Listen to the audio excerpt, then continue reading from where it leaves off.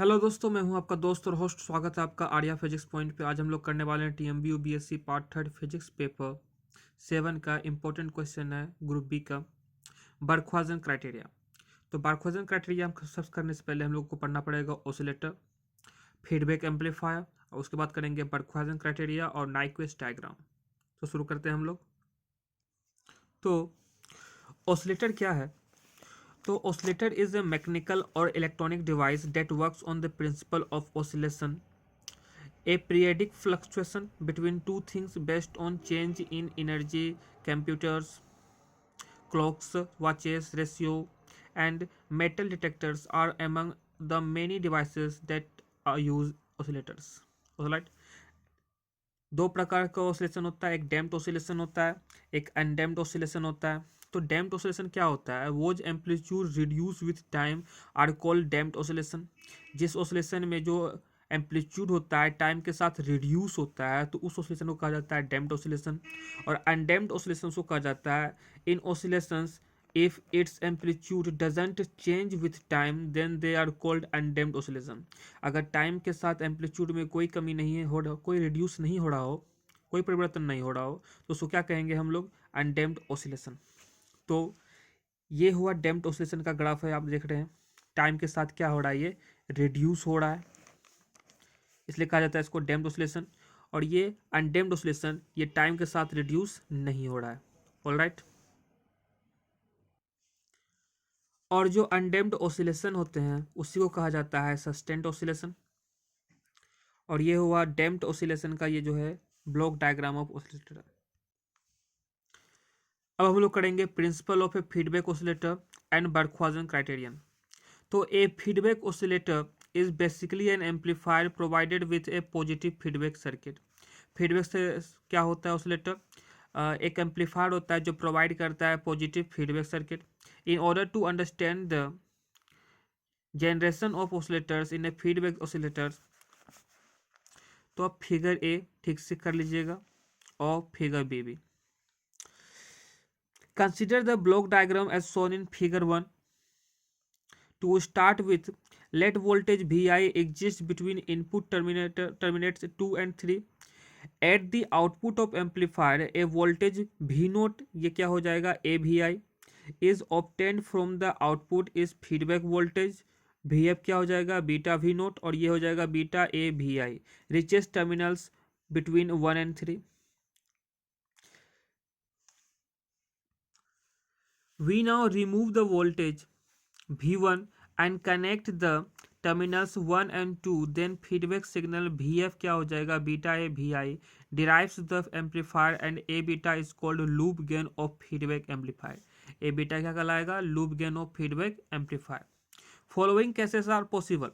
If A beta less than 1 then A beta VI क्या हो जाएगा? ये भी less than VI हो जाएगा. The amplitude of oscillations in the output will decreases with time. For example, अगर we आई है 2 वोल्ट और वी एफ है ए बीटा वी आई 2 वोल्ट होगा, ए बीटा 0.99 होगा, तो वी एफ क्या होता है? ए बीटा वी आई। दोनों का वैल्यू इसमें रख देंगे तो ए वी एफ कितना निकल जाएगा? 1.98 बीटा। ये क्या है हो रहा है? डैम्प्ड ऑसिलेशन में। इसमें क्या होगा? टाइम के साथ ये क्या हो रहा है? रिड्यूस हो रहा है। यदि इफ ए बीटा जो होगा 1 से ग्रेटर होगा, ए बीटा इज ग्रेटर देन 1, तो क्या हो जाएगा? ए बीटा वी आई भी क्या हो जाएगा? वी आई से ग्रेटर होगा। दोनों तरफ वी आई लगा दिए, तो वी आई क्या हो, वी एफ क्या होगा? इस पर वी आई से अधिक होगा। In this case the amplitude of oscillations will increase with time. तो ये इसमें क्या होगा? जो एम्पलीट्यूड होगा वो टाइम के साथ क्या होगा? इंक्रीज होगा। यह क्या हो जाएगा? ये फॉर एग्जाम्पल, अगर वी आई है 2 वोल्ट और ए बीटा है 1.5, तो वी एफ क्या हो जाएगा? ए बीटा वी आई हो जाएगा इक्वल टू 1.5 इंटू 2, 3 वोल्ट हो जाएगा। इस प्रकार से हम लोग देख रहे हैं कि वी आई जो है, वी एफ जो है वी आई से अधिक है। थर्ड कंडीशन है if A beta equal to 1 then A beta V I क्या हो जाएगा, वी आई के इक्वल हो जाएगा। तो इस कंडीशन में क्या होगा, वी एफ वी आई के इक्वल होगा। In this case we will get oscillators of constant amplitude at the output as there will be no change in output voltage V naught and feedback voltage V F. तो इसमें क्या होगा, ये होगा damped oscillation, undamped oscillation sorry, ये undamped oscillation होगा। और इसे क्या कहा जाता है, सस्टेन्ड ऑसिलेशन। तो let V I equal to 2 volt and A beta equal to 1। तो वी आई इक्वल टू क्या हो जाएगा, ए बीटा वी आई। तो ये वी आई के इक्वल हो जाएगा, वी आई के इक्वल होगा जब ए बीटा क्या होगा, 1 होगा। ऑलराइट, अब Barkhausen criterion force of sustained oscillation क्या होगा। इसमें ये करने से पहले ये लिख लीजिएगा पहले। तो द बर्कहाउज़ेन क्राइटेरियन जो है is one of the basic criterions to be followed in the operational amplifiers with a positive mechanism the enable this enables the maximum utilization of the available energy without any loss due to the oscillation involved। तो ये करने के बाद ये लिखेंगे कि there are two conditions for sustained oscillations। First, अगर ए beta क्या हो, 1 के इक्वल हो, the voltage gain of the positive feedback amplifier is given by A dash क्या हो जाएगा, ए बाय 1 माइनस ए बीटा। तो ए क्या है आपको पता होगा, ये एम्पलीफायर गेन है ए, और बीटा क्या है, फीडबैक सर्किट है। तो ए डैश इसमें क्या हो जाएगा, ए बाय 1 माइनस ए बीटा। तो ए डैश इक्वल टू क्या हो जाएगा, ए बाय 1 माइनस 1, ए बाय 0 क्या हो जाएगा, इन्फिनिटी।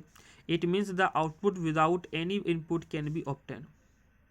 तो इसमें क्या होगा, आउटपुट बिना किसी इनपुट के ऑब्टेन किया जा सकेगा। ये फिगर बना लीजिएगा। ऑलराइट, इसमें क्या हो रहा देख रहे हैं, ये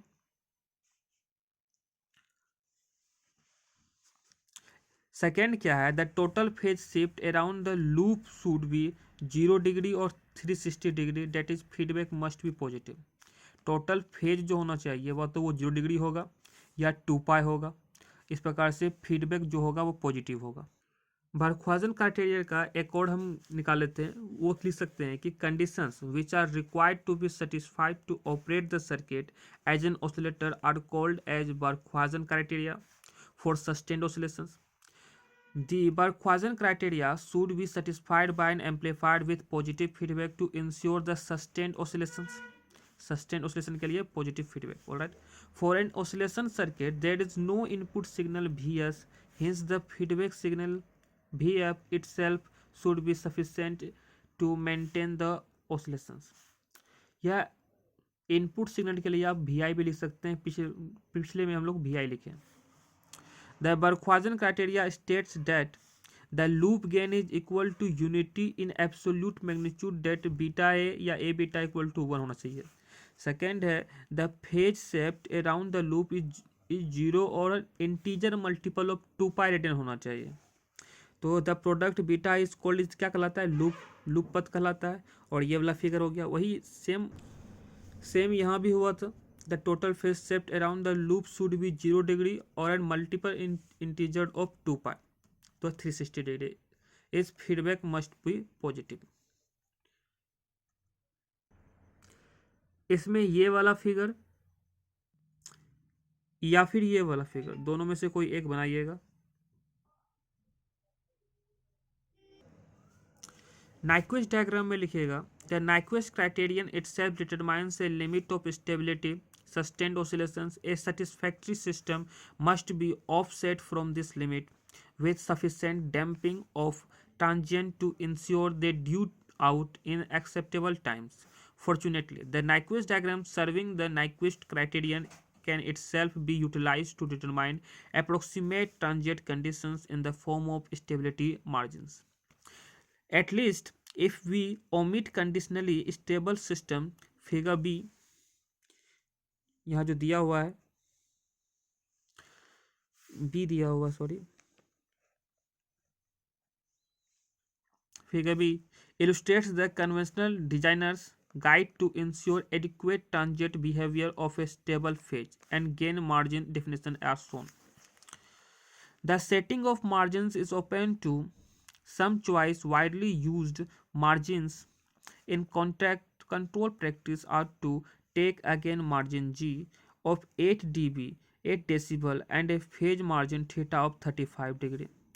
However, in the design of a nuclear power station for a life of say 30 years and to allow for deterioration to component, it might be wiser to adopt value of 12 dB and 50 degrees respectively in order to see that temperature transient are well damping or do not lead to overshoots above critical temperature etc.